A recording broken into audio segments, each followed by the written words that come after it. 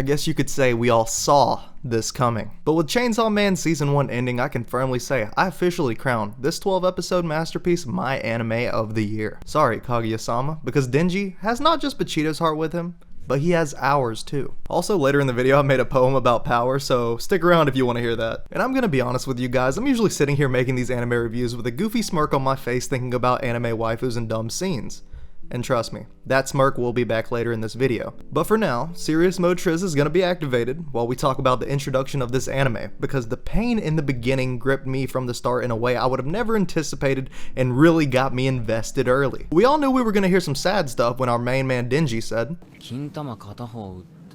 and to be honest with you, the floodgates of tears wasted no time opening when we found out the reason that Denji was in this situation was because he was orphaned and his dad died while still owing money to the Yakuza, a Japanese gang, forcing him to take on the massive debt his father left behind, effectively turning him into a servant.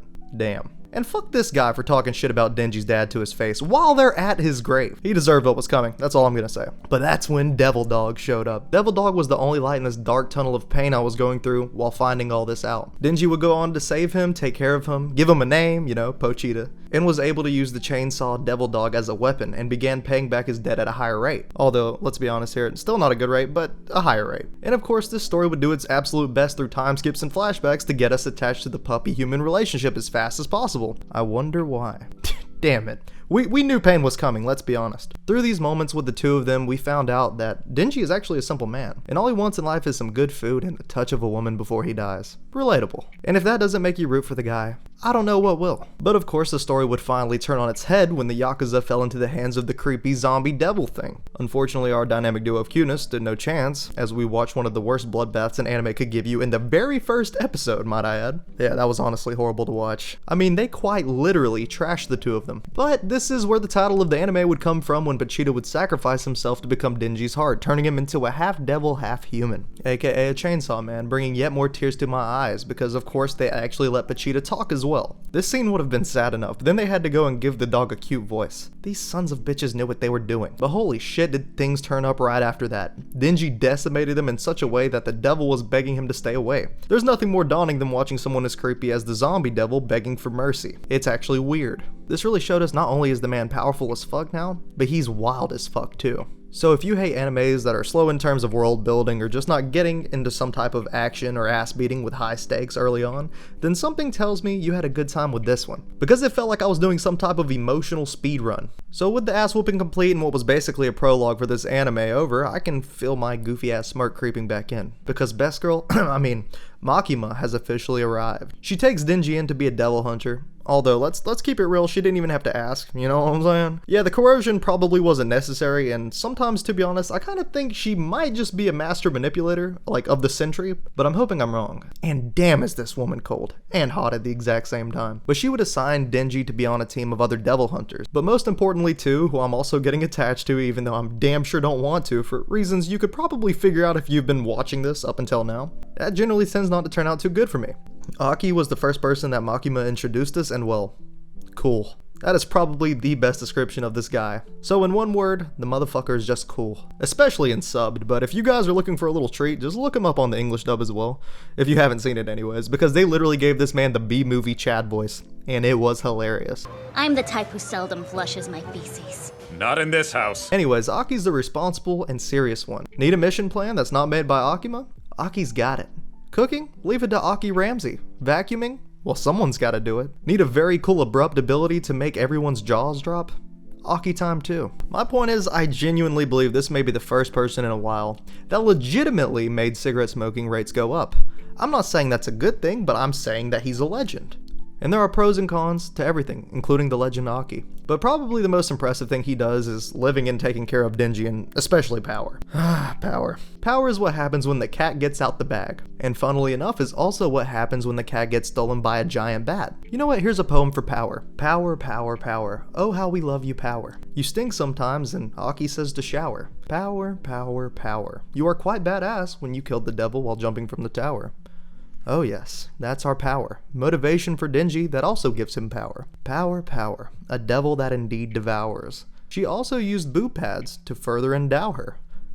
Power only goes outside when they sign off and allow her. Power has one last thing to say. Subscribe to the channel or you will cower. Thank you for listening to my poem, and most importantly, thank you to Power. Yeah, I can't even imagine this anime without Power around, just terrorizing everyone in existence. She's just a piece of a puzzle that can never be replaced. And her and Denji together is just relationship goals outright. What would we do without her? Laughing at her own teammates while they're agonizing. I'm not sure. Not gonna lie, if something were to bad happen to her in the future of the story, I would without hesitation drop the why this is the worst anime of all time video immediately, because I love her that much. So yeah, this was kind of our core group, basically a single father and 2 adult children. They did have their differences on the way they act, and especially why they do the things that they do. For such a badass anime, it's almost even amazing that I could categorize them into Revenge Man, Boob Man, and Cat Girl, and say that while being completely serious. The 3 being devil hunters, they obviously work together hunting devils, not for the sake of humanity or anything noble like that, but for the sake of their own personal goals, eventually giving us an idea of who the big bad wolf of this anime was gonna be, the Gun Devil. A devil that makes other devils stronger whenever said devil eats one of his bullets, sending the gang on a search for mutant, power-boosted devils, like the Eternity Devil that brought light to the fact that Aki does have a friend, and a pretty funny one at that. Also almost made Kobani completely lose it, and let us know that Denji is on the Gun Devil's hit list for a special reason apparently. This overarching search let us have some insight into what it's really like being a devil hunter, and it's not anything good here mostly, but it did ground out the story just a bit. Because the fights from our trio's perspective so far have been hard, but it didn't really give us the full idea of how many people really have died for this cause, and how ridiculously powerless people really are compared to the stronger devils. But on a temporary, more happy note, while they were on this journey, they actually did have a sense of camaraderie, even having the special division go out with each other for drinking and eating, after defeating the Eternity Devil. And even the goddess herself showed up late. All great vibes right here. Well, until Himeno proceeded to absolutely violate this man right here. I mean, first you're gonna kiss Denji in front of the girl that he believes is his ultimate goal in life. And then on top of that, you're gonna throw up on him. If Himeno wasn't such a lovable character, then I don't know what I would do, because even I got nauseous seeing that shit. Once again though, Makima proves she is the GOAT, for real. She ended up protecting the man when he was dragged into Himeno's dungeon, without even meaning to. Or did she mean to? I mean, that's the real question here. But all this fun would have to come to an end because you never get great vibes without it crashing and burning within a fast amount of time. Not in this world. We knew it was too good to be true. The vibes were too happy, and the anime had way too many episodes left at that time. Things got real wild that next day with the Order 66 of the anime world being put into action. And I don't say that humorously. I mean, I screamed fuck so many times watching this. I'm surprised people didn't think my house was burning down. Watching all these characters have just such a great time, to all get literally shot by random people the day after. That sucks so bad. I was heated. But regardless of all the fucks I was screaming, it actually felt like the show's intensity had picked up, making for some badass fights. And yes, I did like the fights throughout this anime actually, but this was especially different, because the people I was rooting for were no longer on the offensive, but instead were on the defensive. The Katana Man was definitely badass, but it was overshadowed sadly when we also saw the death of a character that I'm sure everyone watching was not happy about, especially since she didn't even get to take someone down with her. Rest in peace, Himeno. That actually made me sad.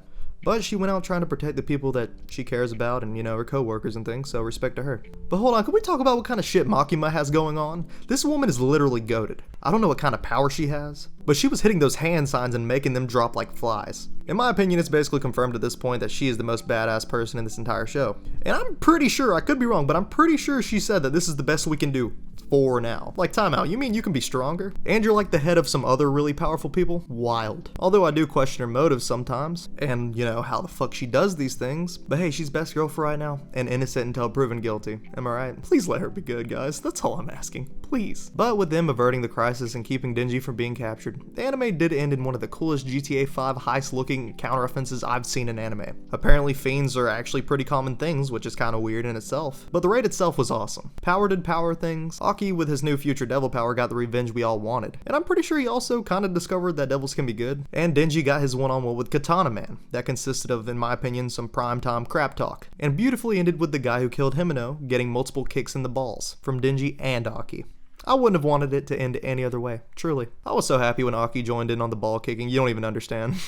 I've never been so proud of watching people take a cheap shot in my entire life. Oh yeah. Chainsaw Man Season 1 may have ended in late 2022. But that's why they always say, save the best for last. I hope you guys felt how I felt while watching this anime, because it was definitely the best one of this year in my opinion. And I definitely want another season right now. But good things are worth waiting for, I understand. This was a ride of an experience, and if you've watched, you probably agree. I seriously hope you guys enjoyed. Feel free to check out more of my content, and hope to see you in another video.